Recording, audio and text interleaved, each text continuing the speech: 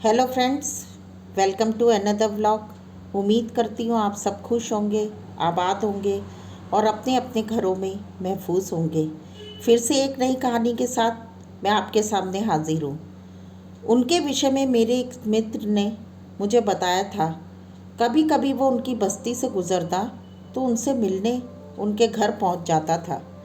उनकी माली हालत देखकर उसे बहुत दुख होता था। वह रुपए पैसे से जितना बन पड़ता उनकी मदद करता। वे दो महिलाएं थीं जो गरीबी की हालत में जी रही थीं, सास और एक बहू। दोनों के पतियों की मृत्यु एक ही दिन हुई थी। अब आप सोच रहे होंगे कि ऐसा क्या हुआ कि दोनों की मौत एक ही दिन हो गई। तब मेरे मित्र ने मुझे बताया था कि दोनों के पति नाव से समुद्र से सटे आसपास के जंगलों में जाकर शहद इकट्ठा करते थे और उसे शहर के बाज़ारों में जाकर बेचा करते थे। यही उनके कमाने का एकमात्र साधन था। एक दिन वे जंगल से वापस होकर नाव से घर लौट रहे थे। शाम का समय था। समुद्र में अचानक भंवर उठ खड़ा हुआ और उनकी नाव उस बवंडर में समा गई।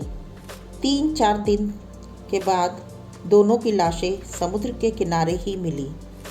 अब घर चलाने वाले दोनों ही मर्द इस दुनिया में नहीं थे। बहू को आए हुए अभी 6 महीने ही हुए थे। उस बेचारी को विधवा का लिबास पहनना पड़ गया। सास और बहू की उम्र में लगभग 25 साल का अंतर था। पतियों के गुजरने के बाद घर की स्थिति बहुत खराब हो गई थी। यहाँ तक कि कभी कभी दोनों को भूखे भी रहना पड़ता था। सास किसी शादी समारोह या कोई भी कार्यक्रम में लोगों के द्वारा बताए हुए पते पर जाती और वहाँ झाड़ू बर्तन कर 2 पैसे कमा लाती थी। कभी कभी सास बचा हुआ भोजन भी बांध कर ले आती।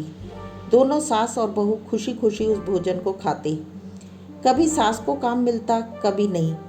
फिर भी वो इधर उधर पड़ोस में जाकर खाने का इंतज़ाम करती। इस सब से कभी कभी उसे लोगों के अपमान को भी सहना पड़ता था। मैं जब उनके घर जाता तो उनकी गरीबी देख मेरी आंखों में आंसू आ जाते। ईश्वर ऐसी गरीबी किसी को ना दे कि इंसान खाने तक को मोहताज हो जाए।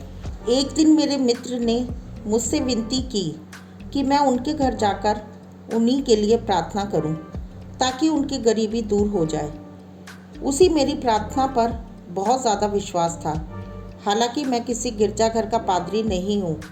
मैं तो परमेश्वर का एक साधारण सा सेवक हूँ। लेकिन मुझे अपने परमेश्वर का पूरा भरोसा है कि वो एक साधारण से मनुष्य को विश्वास से की गई प्रार्थना को सुनता है।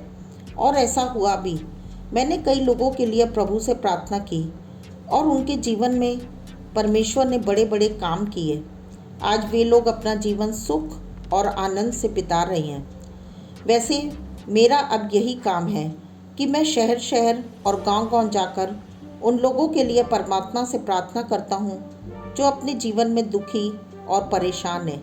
मैंने अपने मित्र के लिए भी प्रार्थना की थी कि उसकी सरकारी नौकरी लग जाए। आज वो दूसरे शहर में शासकीय सेवा में है।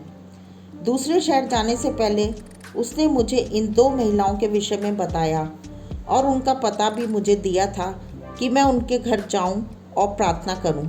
पता लेकर मैं उस शहर में गया जहां वे दोनों महिलाएं शहर के सुदूर कोने में बसी बस्ती में रहती थी। पता ढूंढते ढूंढते जब मैं वहां पहुंचा तो घर के आंगन में एक महिला कोई पौधा रोप रही थी। उसका घर खपरेल की छत वाला था। बाहर आंगन में एक खटिया बिछी हुई थी। वहाँ टमाटर और छोटे फूलों के कुछ पौधे लगे हुए थे। सेम और गिलकी की बेलें छत पर चढ़ रही थीं। आंगन में एक रस्सी भी बंधी हुई थी जिस पर कपड़े सूख रहे थे। जो औरत पौधा लगा रही थी उसकी उम्र 22 या 23 साल की थी। शायद वो उस महिला की बहू थी। मैंने आंगन का द्वार खटखटाया जो लकड़ी से बना हुआ था। उस महिला ने मेरी तरफ देखा और बोली, जी आप कौन? वो पौधा वहीं रखकर खड़ी हो गई। मैंने अपना परिचय देते हुए कहा, मेरा नाम सिरिल है। मैं आपके लिए प्रार्थना करने आया हूँ। मेरे मित्र ने मुझे आपके विषय में बताया था। अच्छा, आप थॉमस साहब की बात कर रहे हैं? जी, मैं उन्हीं की बात कर रहा हूँ। आइए अंदर आइए। उसने मुझे बाहर बिछी खटिया पर बैठने को कहा और अंदर जाकर अपनी सास को बुला लाई। नमस्ते माँ जी। नमस्ते बेटा। मुझे थॉमस ने आपके बारे में बताया था कि मैं आपके घर जाकर आपके लिए प्रार्थना करूं। हाँ बेटा, अच्छा किया जो तू आ गया। हमें प्रार्थना की बहुत ज़्यादा ज़रूरत है। अब तो तू देख ही रहा है कि हमारा क्या हाल है। कभी हम भरपेट खाते हैं, कभी नहीं। अगर घर में कोई मर्द होता तो शायद ये नौबत ना आती। उन महिलाओं के चेहरे दुख और गरीबी बयान कर रहे थे। तभी बहू अंदर से 10 रुपए ढूंढ कर कहीं से दूध लेकर आई और मुझे चाय और पानी लाकर दिया। शायद ये 10 रुपए उन्होंने रात के भोजन के लिए रखे थे। मैंने मन ही मन सोचा। मैंने बहू से बोला, अरे चाय की क्या ज़रूरत थी, आप बस पानी ही पिला देती। तभी सास बोली, और बेटा, हम तुझे भोजन तो करा नहीं सकते, कम से कम चाय तो पिला ही सकते हैं। तू इतनी दूर से हमारे लिए जो आया है। बेटा, बहुत दिनों से थॉमस नहीं आया, सब ठीक तो है ना? माँ जी, उसकी दूसरे शहर में सरकारी नौकरी लग गई है, इसलिए वो यहाँ नहीं आ पा रहा। अच्छा, ईश्वर उसे बहुत तरक्की दे। बहुत अच्छा लड़का है, माँ ने कहा। कुछ समय के बाद बहू भी आंगन की चौखट पर आकर बैठ गई।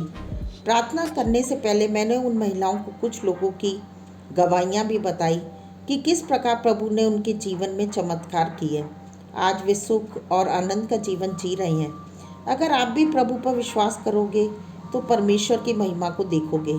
फिर मैंने उनके लिए प्रार्थना की, हे परमेश्वर, आप इन महिलाओं के सुधीले, इनके घर के मुखिया आप बन जाइए। आप इनकी गरीबी को दूर कीजिए ताकि इनके जीवन में भी आनंद और सुख आ सके।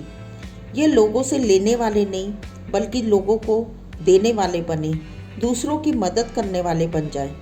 दरअसल इस प्रार्थना को प्रभु के नाम से हम मांगने के लिए सारी बातों को कहते गए और उसके बाद हमने कहा आमीन। प्रार्थना के बाद मेरी निगाह उस पौधे पर गई जो बहू मेरे आने के समय आंगन के कोने में लगा रही थी। मैंने बहू से पूछा, ये चंपा का पौधा है ना? जी, ये चंपा का ही पौधा है। मैंने सोचा 2-4 दिनों में बरसात आने वाली है, अगर इसे अभी लगा दिया जाए तो ये पनप जाएगा। मैंने कहा, आपका ये चंपा का पौधा कुछ साल बाद पेड़ बनेगा और उसमें ढेर सारे फूल खिलेंगे। उस समय तक आपका जीवन भी बदल जाएगा। सास बोली, बेटा, जैसा तू कह रहा है वैसा ही हो। मैंने अपना बटुआ खोला और उसमें से 500 का नोट निकालकर सास के हाथों में थमा दिया। बेटा, इसकी क्या ज़रूरत है? नहीं माँ, आप इसे रख लीजिए, यह आपके काम आएगा। अच्छा, अब मैं चलता हूँ और प्रभु की इच्छा हुई तो फिर आऊँगा। मेरे जाने के बाद सास अपनी बहू से बोली, बेटी, ईश्वर ने हमें ये 500 रुपये दिए हैं, हमें इस रुपये से कुछ काम धंधा करना चाहिए। लेकिन माँ, आजकल 500 रुपये से होता ही क्या है? काम धंधा करने के लिए तो हज़ारों रुपये होने चाहिए। बेटी, अभी जो प्रार्थना करने आए थे उन्होंने क्या कहा था? अगर हम परमेश्वर पर विश्वास करेंगे तो उसके चमत्कार को देखेंगे। लेकिन इन 500 रुपये में ऐसा कौन सा काम हो सकता है? सास और बहू ये सोच ही रही थी। तभी एक महिला आंगन के द्वार पर आई और बोली, बहन जी, क्या आपके पास कोई थैला मिलेगा?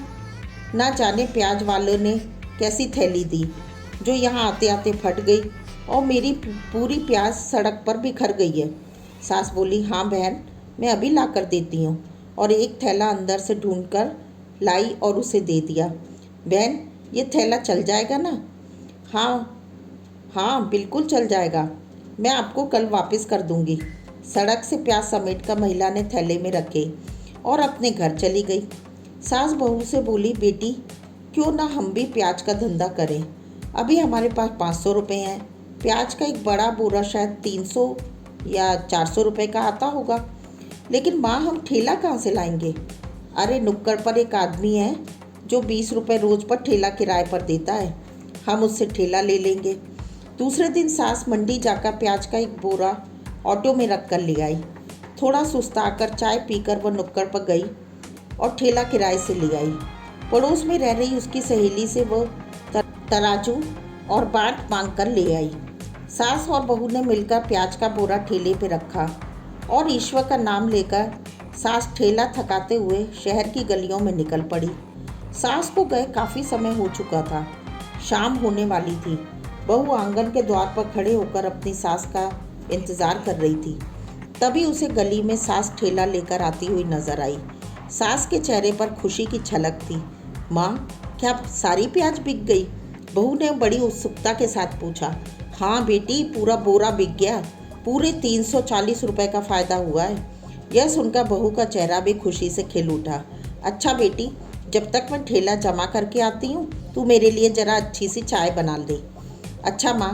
कुछ समय बाद सास ठेला जमा करके आ गई और चाय पीते हुए अपनी बहू से बोली, बेटी, अब हमारे पास 2 बोरी प्याज के पैसे हैं। कल मैं मंडी से 2 बोरे प्याज ले आऊँगी। दूसरे दिन सास सुबह मंडी जाकर 2 बोरे प्याज ले आई और उसे शहर की गलियों में जाकर बेचने लगी। समय बीतता गया और उनका प्याज का कारोबार अच्छा चल निकला। 1 से 2, 2 से 4, 4 से 5, इस तरह से बिकने के लिए प्याज के बोरे अब बढ़ते ही जा रहे थे। धीरे धीरे पैसा जोड़कर सास और बहू ने मंडी में जाकर एक दुकान किश्तों पर ले ली। अब सास और बहू एक साथ मिलकर मंडी में बैठकर प्याज का धंधा करने लगी। अब उनके पास पैसों की कोई भी कमी नहीं थी। साल पर साल बीत रहे थे। अब वे फुटकर व्यापारियों को भी प्याज के बोरे बेचने लगी। मंडी में उनका अच्छा खासा कारोबार जम चुका था। 8 साल के बाद जब मेरा उस शहर में फिर जाना हुआ जहाँ सास और बहू रहते थे, सोचा अब मैं यहाँ तक आया हूँ तो चलो उनसे भी मिलता चलूँ। जब मैं उनके घर गया तो दंग रह गया। उनका खपरेल वाला कच्चा मकान अब पक्की छत बन चुका था और सास और बहू की शारीरिक और मानसिक स्थिति भी बहुत अच्छी थी। उनकी काया तो बिल्कुल सेठानियों जैसी हो गई थी और मुझे देखकर वो बहुत ही खुश हुई और मुझे अच्छा खासा सुस्वाद भोजन भी कराया। दोनों महिलाओं ने मुझसे कहा, आपने सच कहा था। अगर हम ईश्वर पर विश्वास करें तो सब कुछ हो सकता है। सच में परमेश्वर बहुत महान है जो उसने हमें और हमारे जैसे गरीबों की सुधि लेता है और आज हमारा जीवन ही बदल गया। दोनों ने मुझसे प्रार्थना करने को कहा। मैंने प्रभु को कोटि कोटि धन्यवाद दिया। परमेश्वर, आपने इन दोनों के जीवन में सुख और आनंद दिया है, इसलिए आपको मैं बहुत बहुत धन्यवाद देता हूँ। मैं जब उनसे मिलकर विदा हो रहा था तभी सास ने मेरे हाथ में 5,000 रुपये रखे और बोली, बेटा, ये आपकी सेवकाई के लिए है। आप जो इतना कष्ट उठा उठा कर दूर दूर जाकर लोगों के लिए प्रार्थना करती हैं, ये छोटी सी भेंट मेरी तरफ से है। जब मैं बाहर आंगन में आया तो मेरी नज़र चंपा के पेड़ पर गई जो अब काफ़ी बड़ा हो चुका था। वो फूलों से लदा था और एक मधुर मुस्कान और खुशबू बिखेर रहा था। यही मधुर मुस्कान सास और बहू के चेहरे पर साफ दिखाई दे रही थी। चंपा के फूल उनके आंगन में खुशहाली का संदेश दे रहे थे। उम्मीद करती हूँ फ्रेंड्स, ये कहानी आपको बहुत ही पसंद आई होगी। जब भी हम अपने जीवन में ना उम्मीद होते हैं तो ईश्वर हमारे लिए अद्भुत उपाय करता है।